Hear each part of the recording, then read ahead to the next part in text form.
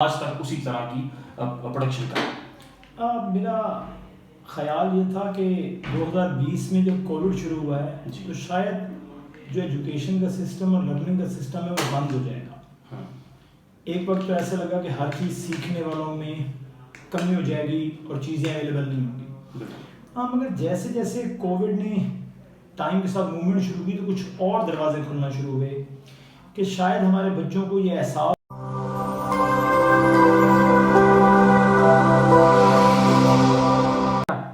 अस्सलाम वालेकुम, मेरा नाम राना मरवत हुसैन है और आप देख रहे हैं रेवोल्यूशनरी टॉक्स। आज जिस हस्ती से हम आपको मिलवाने जा रहे हैं, दुनिया उनको एक अच्छा दोस्त, एक ट्रांसफॉर्मेशनल इंस्ट्रक्टर और एक अच्छे उस्ताद की हैसियत से जानती है। उनका नाम है कामरान शबीर साहब। सर, आज का जो हमारा टॉपिक है वो ये है कि आप देख रहे हैं कि जिस तरह रुझान बढ़ता जा रहा है और हम 2021 तक आ चुके हैं और किस तरह डायनामिक्स शिफ्ट हुई हैं कॉन्वेंट के अंदर भी और टीचिंग भी डायनामिक चेंज हो गई। लेकिन स्टिल हमारा इशू यही है कि हमारे बच्चे जो हैं वो नंबर सिस्टम, नंबर गेम के पीछे हैं। वो ये स्किल्स हासिल करना, इस चीज़ को शायद आज भी वो जो है उस पर फोकस नहीं कर रहे। वो फोकस कर रहे हैं कि ग्रेड शीट अच्छी हो, जिसमें एज हो, जिसमें अच्छे मार्क्स हो, रिगार्डलेस कि वो मैट्रिक का स्टूडेंट है, वो एफएससी का स्टूडेंट है या किसी यूनिवर्सिटी का स्टूडेंट है। वो आज भी हमारा सुसाइड रेशो देख लें आप, वो आज भी सेम है। बच्चे जो है वो डिप्रेशन का शिकार हो जाते हैं जब उनको फेलियर मिलता है या ग्रेड बुरे आते हैं या नंबर बुरे आते हैं। पेरेंट्स भी उनको फोकस नहीं करने देते स्किल्स के ऊपर, बजाय इसके कि वो उस पर उन बच्चों पे प्रेशर डालते हैं कि हमें नंबर चाहिए, हमें ग्रेड शीट अच्छी चाहिए। तो मैं ये समझने से कासिर हूँ कि आज तक इस प्रॉब्लम का, जो बड़ी बेसिक प्रॉब्लम है, इसका सोल्यूशन क्यों नहीं ड्राइव किया गया और इसको क्यों नहीं उस हद तक एड्रेस किया गया कि आज बच्चा अपने स्किल सेट के ऊपर बिलीव करे। यूनिवर्सिटी के बच्चे की स्पेसिफिकली मैं बात करूँ क्योंकि वो हमारी आने वाली नेशन को, हमारी इकोनॉमी में कंट्रीब्यूट करता है। सो इसको आपके नज़दीक इसकी क्या सबसे बड़ी जो है वो, मेरा ख्याल है जो एक लूप होल रहा होगा जो आज तक उसी तरह की प्रोडक्शन का। मेरा ख़्याल ये था कि 2020 में जब कोविड शुरू हुआ है जी। तो शायद जो एजुकेशन का सिस्टम और लर्निंग का सिस्टम है वो बंद हो जाएगा। हाँ। एक वक्त तो ऐसा लगा कि हर चीज़ सीखने वालों में कमी हो जाएगी और चीज़ें अवेलेबल नहीं होंगी। हाँ, मगर जैसे जैसे कोविड ने टाइम के साथ मूवमेंट शुरू की तो कुछ और दरवाजे खुलना शुरू हुए कि शायद हमारे बच्चों को ये एहसास हो सके कि इंटरनेट पे जो मटेरियल अच्छा अवेलेबल है वो शायद उनकी क्लास के उस्ताद से कई गुना बेहतर मटेरियल अवेलेबल है। वहाँ बहुत डिवोटेड लोग अवेलेबल हैं जिन्होंने बड़ी मेहनत से अपने लेक्चर बनाए हैं, जिन्होंने अपनी बड़ी मेहनत से इंटरेक्टिव लेक्चर्स बनाए हैं। वो उन पर क्विज़ पूछते हैं, वो गाइड करते हैं, वो क्वेश्चन आंसर करते हैं। हमारा ख़ास तौर पर यूनिवर्सिटी में इशू ये होता है कि बच्चा टीचर से सवाल पूछने से थोड़ा सा घबराता है कि टीचर पर्सनल ना हो जाए जी। और अगर एक स्टूडेंट बार बार क्वेश्चन पूछ रहा है तो टीचर उसे कहता है कि शायद तुम्हें नहीं आता तो तुम पूछ रहे हो, अगर तुम्हें आता होता और तुम्हें नॉलेज होता तो तुम पूछते ही। बिल्कुल। मगर मुझे ये लगता है जो सवाल पूछ रहा है एटलीस्ट उसे समझ आना शुरू हुआ तो वो सवाल पूछ रहा है। एग्जैक्टली। अब मेरी क्लास में अगर कोई बच्चा सवाल नहीं पूछ रहा तो इससे मुराद ये है कि शायद मैं जो पढ़ा रहा हूँ उसे समझ ही नहीं आ रहा, वो उसकी ब्रेन डोमेन में नहीं है। तब मुझे लगा कि कोविड शायद हमें एक और रास्ता खोल के दे रहा है। हमारे बच्चे को ये समझ आएगी एज ए स्टूडेंट कि अच्छा अब मुझे इस उस्ताद पे फोकस नहीं करना, अब मुझे इंटरनेशनल लेवल पे जो मटेरियल है उस पर फोकस करना है। टॉपिक उस्ताद दे रहा है, उस्ताद स्लाइड से पढ़ा रहा है, रिकॉर्डिंग पढ़ा रहा है, ब्लैक बोर्ड पे पढ़ा रहा है, वाइट बोर्ड पे पढ़ा रहा है, स्मार्ट टैब पे पढ़ा रहा है, जिस पे भी पढ़ा रहा है। इंटरनेट का इशू है, लाइव स्ट्रीमिंग का इशू है, बहुत सारे इशू थे, मगर इसके साथ एक और दरवाज़ा खुलता है कि आप कहीं से भी वो टॉपिक सीख सकते हैं। बिल्कुल। हाँ, पाकिस्तान में जो कंटेंट है वो डिग्री बहुत कम अच्छी क्वालिटी का है, मगर इंटेंशनली हम यूके का कंटेंट देखें, अमेरिका का देखें, ऑस्ट्रेलिया का देखें, इन मुल्कों के लोगों के बहुत अच्छे कंटेंट हैं।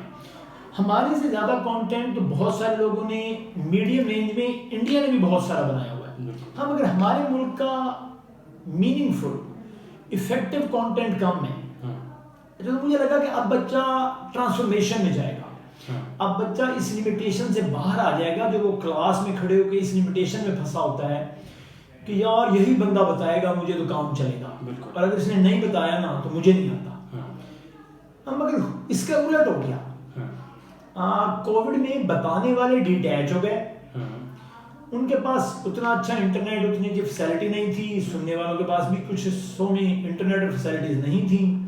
बच्चे ने इंटरनेशनल डिस्कवरी करने के लिए एक और रास्ता ढूंढा कि जी जब आप मुझे नहीं पढ़ा रहे तो मैं भी नहीं पढ़ा, बिल्कुल, अब आप मुझे कोई आसान रास्ता दें मगर मेरे ग्रेड आए, मैंने आपको पैसे दिए। तो एक और ट्रेंड पाकिस्तान में शुरू हुआ कि जी अगर हम ऑनलाइन पढ़ रहे हैं तो हम पेपर भी ऑनलाइन देंगे, बिल्कुल, हम फिजिकल पेपर नहीं देना चाहते।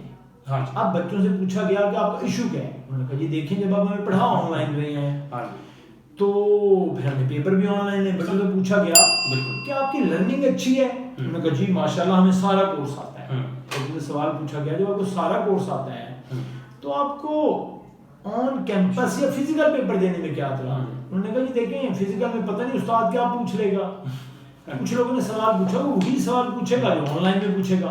उन्होंने कहा अगर वो हमसे ऑनलाइन में पूछेगा ना फिर हम जवाब दे देंगे। उनसे पूछा गया कि अगर आपको आता है और आप ऑनलाइन में जवाब दे देंगे तो फिर तो आप कैंपस में भी जवाब दे सकते हैं। बिल्कुल ठीक, अच्छा कहीं किसी जगह जितने भी टॉक शोज हैं, टीवी चैनल्स हैं, उन्होंने जिस स्टूडेंट बॉडी के हेड को बुलाया है कोई इसका जवाब देने में तैयार नहीं था। वो गोल गोल घुमा रहा है कि सर हमें लर्निंग तो है, हम बता भी अच्छा रहे हैं मगर हम चाहते हैं ऑनलाइन है। इशू ऑनलाइन में ये है कि जब आपके पास एक पेपर आता है तो अब आपके पास इंटरनेट, गूगल और लिमिटेशन के अलावा वो लोग अवेलेबल हैं जो आपका पेपर आपकी जगह बैठ के सॉल्व करके आपको दे सकते हैं और टीचर किसी भी सूरत में आपको नहीं देख सकता। अनलॉफुल मीन्स आप यूज कर सकते हैं ना, आपको बड़ी अच्छा, जरूरत है। इसमें बहुत कुछ यूनिवर्सिटियों ने बहुत नई टेक्निक्स यूज की। उन्होंने कैमरा स्क्रीन्स खुलवाई, उन्होंने मोबाइल कैमरास ऑन कराए जो आपका इमेज ले रहे हैं, सामने ग्लासेस रखवाए उसमें आपका इमेज बन रहा है। उन्होंने टाइम लाइन पे सॉफ्टवेयर डेवलप कराए कि वो आपको सॉफ्टवेयर से बाहर नहीं जाने देते। अगर आप जाएंगे तो आप लॉग आउट हो जाएंगे बिल्कुल, और किसी भी स्क्रीन में जाएंगे लॉग। ये बहुत कॉस्टली सॉल्यूशन है। बिल्कुल, ये हर यूनिवर्सिटी और हर स्टूडेंट के लिए हर लेवल पे काम करना पॉसिबल। अब यहाँ से सिर्फ एक पॉइंट निकला, हमें कोविड से लगता था कि लोग ओरिजिनल लर्निंग की तरफ शिफ्ट होंगे मगर लोग पहले से भी कम लर्निंग की तरफ शिफ्ट हो गए हैं। मगर उनका अब भी एम्फसिस इस बात पे है कि हमारा ग्रेड अच्छा आना चाहिए, हमने पैसे दिए हैं, हमारे नंबर्स अच्छे आने चाहिए। तो कभी कभी मुझे लगता है कि शायद ये प्रॉब्लम यहाँ नहीं है जहाँ हम खड़े हैं, हम इसे यूनिवर्सिटी में सॉल्व करने की कोशिश कर रहे हैं। बिल्कुल, शायद हमें कुछ वक्त पीछे जाना चाहिए देखने के लिए कि आखिर इन बच्चों को ये वाली ख्वाहिश क्यों है। हर बच्चे की ये ख्वाहिश है कि उसे आता हो या ना आता हो, उसका ग्रेड अच्छा आना चाहिए, उसके नंबर अच्छे आने चाहिए, उसको ए मिलना चाहिए, उसका स्कॉलरशिप होना चाहिए। कोई ये सवाल नहीं करता कि सर मैंने इस क्लास में नहीं सीखा, मेरा एफ आना चाहिए। बेशक वो कहता है जी मेरा खां मैंने नहीं सीखा मगर आप बी तो देना, कम से कम मेरा स्कॉलरशिप तो बरकरार रहे। मैं समझता हूँ शायद हमें, जो बच्चा मेरे पास है वो 18 साल की उम्र में है, बिल्कुल, मैच्योर्ड है, बाहर की दुनिया में इसे डिसीजन मेकर कहते हैं। अब ये सोचना शुरू कर देता है, अपने डिसीजन खुद लेता है। शायद हमारे बच्चों को इस बात पे एजुकेट करना चाहिए था कि आप हमें पढ़ा नहीं रहे, आप हमें अच्छा पढ़ाएं। उन्होंने इस बात पे एजुकेट नहीं किया, उन्होंने इस बात पे एजुकेट किया अगर आप नहीं पढ़ा रहे तो हमसे पेपर भी मांगिए, अगर हमें ग्रेड्स दें। शायद मैं जो गलती 18 साल के बच्चे में ठीक करना चाहता हूँ, मुझे कुछ साल पीछे जाना पड़ेगा और मैं आँख खोलूँ तो 2 माँ बाप हैं, पेरेंट्स हैं और उनका एक बड़ा खूबसूरत सा बच्चा पैदा हुआ। बिल्कुल, and now they are happy. ये बच्चा लड़की भी हो सकता है, लड़का भी हो सकता है, उसके सोशल नॉर्म्स में डिस्कस नहीं कर रहा, and they are happy, they have the next generation. अब वो बच्चा बड़ा होना शुरू होता है, साल तक वो चलने लगता है, 1.5 साल तक वो बोलना शुरू कर देता है क्लियर वर्ड्स, 2 साल की उम्र में वो चल भी रहा होता है, बोल भी रहा होता है और बड़ी मार्वलस, इंटरेस्टिंग और दिल को लुभा देने वाली हरकतें और लफ्ज बोल रहे होते हैं। फिर टाइम आता है जिसे हम कहते हैं कि बच्चे की लर्निंग शुरू हो। अब शायद बच्चे की जिंदगी खत्म सी हो गई है, वो 2.5 ईयर 2.5 साल की उम्र में पढ़ना शुरू कर देता है। उसकी किताबें हैं, उसकी वर्क बुक्स हैं, उसने ये लर्निंग करनी है, उसने वो लर्निंग करनी है, उसके मॉन्टेसरी सेंटर्स हैं, उसके डे केयर सेंटर हैं, उसके रात की लर्निंग है, दिन की लर्निंग है। और एम्फेसिस किस बात पे है, पेरेंट्स अच्छे से अच्छे स्कूल में दाखिल करना चाहते हैं, अच्छे से अच्छी मॉन्टेसरी चाहिए। क्यों चाहिए? इसलिए नहीं चाहिए कि ये बच्चा अच्छा हो जाएगा, वो जिस सोसाइटी में रहते हैं वहाँ उन्हें अपनी इज्जत बचाने के लिए वो बच्चा उस टैग के साथ चाहिए। और समटाइम वो अपने आप को आइडलाइज करके पाल रहे होते हैं बच्चे कि मैं चूंकि इस पोस्ट पे हूँ, इस पोजीशन पे हूँ, तो ये भी जो है ना हाँ, ये वाला भी इशू है कि दोनों पेरेंट्स डॉक्टर हैं। बिल्कुल। अच्छा, अब ये उनके लिए गाली है अगर उनका बच्चा फाइन आर्ट्स पढ़ने लग जाए, एग्जैक्टली, अगर उनका बच्चा इकोनॉमिक्स पढ़ने लग जाए, अगर उनका बच्चा सोशियोलॉजी पढ़ने लग जाए, अगर उनका बच्चा साइकोलॉजी पढ़ने लग जाए, they feel ashamed, they disown that child कि ये बच्चा हमारे घर कैसे पैदा हो सकता है, हम दोनों डॉक्टर हैं, हमारे घर तो पैदाइशी डॉक्टर पैदा होता है। और उसको बड़ा शार्प होना चाहिए, वो बचपन से उससे बचपन से वो MBBS FRCPS किया हुआ निकले, क्योंकि वो दोनों हैं। तो किसी ने उन्हें बताया है कि उन्हीं का DNA गया है, वो ये समझते हैं जब वो FRCPS कर लेते हैं तो उनके DNA में FRCPS लिखा हुआ होता है। नहीं, वो उनकी लर्निंग है, DNA वहीं रुका हुआ है। उस बच्चे के पास बाय बर्थ MBBS नहीं है। अच्छा, अब वो 2-3 साल का होता है तो उनके पेरेंट की पहली ख्वाहिश है ये बच्चा जहाँ जाए ना सबसे ब्राइट चाइल्ड यही होना चाहिए, हमेशा टॉपर यही होना चाहिए। और अगर वो टॉपर नहीं है तो हो सकता है 3 साल के बच्चे के लिए 2 ट्यूटर रख ले। बिल्कुल, एक उसे इंग्लिश पढ़ाएगा, एक उसे काउंटिंग सिखाएगा। अभी भी वो टॉपर नहीं है तो फिर एक और ट्यूटर रख ले। और बच्चे पे गुस्सा अलग होंगे 3 साल के बच्चे पे, ऐसा क्या मसला है, तुम टॉप क्यों नहीं कर रहे? जो मेरे दोस्त हैं करीम साहब, उनका बेटा टॉप कर रहा है और करीम साहब से तो आज तक डॉक्टरी हुई नहीं है, वो तो ज़हीन आदमी भी नहीं है। वो तो इंजीनियर बने, अगर वो ज़हीन होते तो डॉक्टर बनते, वो इंजीनियर बने थे। उनका बच्चा टॉप कर रहा है, क्यों हमारा नाक कटवा रहे हो? मेरे ख्याल सर ये वही वजह है जिसमें हम अपने बच्चे को तलाश करने की बजाय हम किसी और में अपना बच्चा ढूंढ रहे होते हैं। पता नहीं, जब हम स्टार्ट रिलेट करना शुरू करते हैं, मेरा ख्याल इसका यही मतलब है कि हम अपने बच्चे को कमतर समझ रहे होते हैं। मुझे 2 चीजें लगती हैं। एक, हमारा जो बच्चा है उसमें हम अपना बच्चा ढूंढ रहे होते हैं, जो हम खुद बच्चा जो खुद है। अच्छा, हमें हमारे पेरेंट्स ने मार दिया था। उन्होंने कहा कि बेटा तुम इंजीनियर बनोगे। बिल्कुल। अच्छा, आपको शौक था फाइन आर्ट्स का उस वक्त, तो आपके वालिद ने फैसला किया कि आप इंजीनियर बनेंगे। अच्छा, उन्हें ये शौक क्यों था? वो बिजनेसमैन थे। अच्छा, थे बिजनेसमैन, शौक इंजीनियर बनाने का बेटे को। तो उनसे पूछे भाई आप इसे इंजीनियर क्यों बनाना चाहते हैं? तो कहते हैं मेरा शौक था मैं इंजीनियर बनूं। अब्बा जी का बिजनेस था तो उन्होंने कहा बेटा बिजनेस करो, तो मैंने कर लिया। तो अब मैं इसको इंजीनियर बना के अपना शौक पूरा करूंगा। अच्छा, ये बच्चा जब बड़ा हो जाता है, इसको फाइन आर्ट्स का शौक था या डॉक्टर बनने का शौक था, अब ये अपने बच्चे को वो डॉक्टर बनाना चाहता है। बिल्कुल।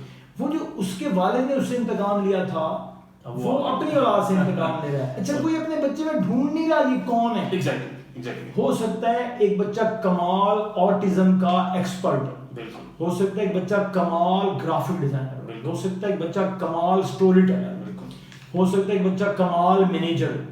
हमारे मुल्क में तो एक मसला है, या आप डॉक्टर हो सकते हैं या आप इंजीनियर हो सकते हैं। अच्छा, आप कुछ नहीं कर रहे, चलो फिर CSS ही कर लें। अच्छा, अगर आप कुछ नहीं कर रहे तो चलो कंप्यूटर साइंस पढ़ने के पैसे आ जाएंगे आपके। तो अगर बच्चा कहे कि बाबा मेरा शौक है मैं उर्दू पढ़ूं, आप कभी अपने घर में आप बहुत ज़हीन हैं, अगर आपका बच्चा अपने मुंह से लफ्ज़ निकाले कि उर्दू पढ़ना चाहता है तो उस घर में सारे लोगों को इकट्ठा हार्ट अटैक आ जाता है। ऐसा क्या हुआ कि हमारा बच्चा उर्दू पढ़ना चाहता है, हम माशरे में जो बाहर जाएंगे तो हम मुंह कैसे दिखाएंगे कि हमारा बच्चा, हम इंग्लैंड से डिग्री होल्डर हैं, बीवी मेरी अमेरिका से डिग्री होल्डर है और मेरा बच्चा उर्दू पढ़ना चाहता है। इससे ज्यादा शर्मिंदगी की जिंदगी कहाँ होगी? हमें बच जाना चाहिए। बिल्कुल, उसको रियलाइज कराते हैं कि तुमने गुनाह किया है। हाँ, उर्दू पढ़ रहे हो, उर्दू कौन पढ़ता है? इंग्लिश पढ़। हाँ, हमें शायद इस मसले को और डीप जाके कहीं अगले पॉइंट पे देखना पड़ेगा। अभी लगता ऐसे है कि जिस बच्चे से मैं डिससेटिस्फाइड हूँ यूनिवर्सिटी में, जो अपनी लाइफ का पाथ नहीं ढूंढ रहा, ग्रेड ढूंढ रहा है, अपने माँ बाप के सामने अपनी इज्जत बचाने के लिए वो उस्ताद की मिन्नतें कर रहा होता है, सर 5 नंबर दे दें आपकी मेहरबानी होगी, मेरा स्कॉलरशिप बच जाएगा, नहीं तो अब्बा ने बहुत बेइज्जती कर, सर 4 नंबर और दे देना, आपने 4 तो दिए हैं, 4 देंगे मेरा ग्रेड आ जाएगा। मैं घर वालों को कहूँगा ठीक है। कोई नहीं लड़ रहा इस बात पे कि उसे ग्रेड, बिल्कुल हर बंदा इसी बात पे है कि सिर्फ ग्रेड चाहिए, सीखने पे कोई तैयार। बिल्कुल।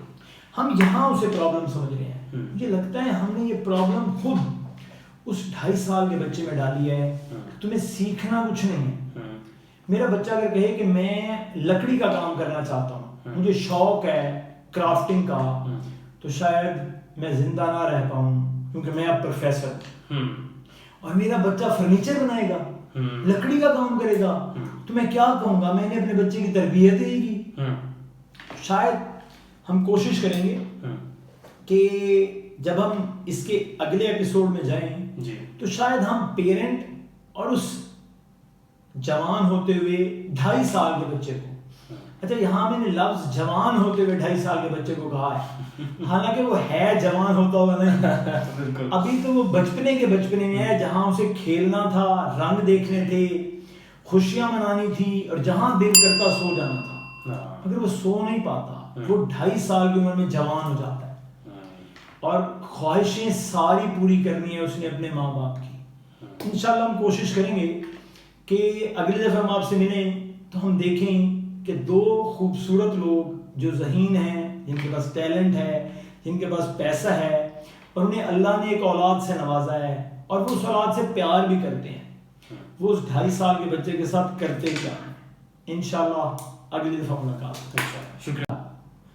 आज की डिस्कशन से यार मैं उम्मीद करता हूँ कि सुनने वालों ने बहुत कुछ पॉजिटिव जो है वो हासिल किया होगा, और इसके साथ साथ अगर आपके पास भी कोई ऐसे आइडियाज़ हैं या आप डिस्कशन करना चाहते हैं किसी भी टॉपिक पे और आप समझते हैं कि आपकी आवाज़ सुनने वालों के दिल तक लगेगी और कोई ना कोई बेहतर कंट्रीब्यूशन होगा सोसाइटी में, तो आप हमें ज्वाइन कर सकते हैं, कमेंट के थ्रू हमें बता सकते हैं या हमें सब्सक्राइब कर सकते हैं।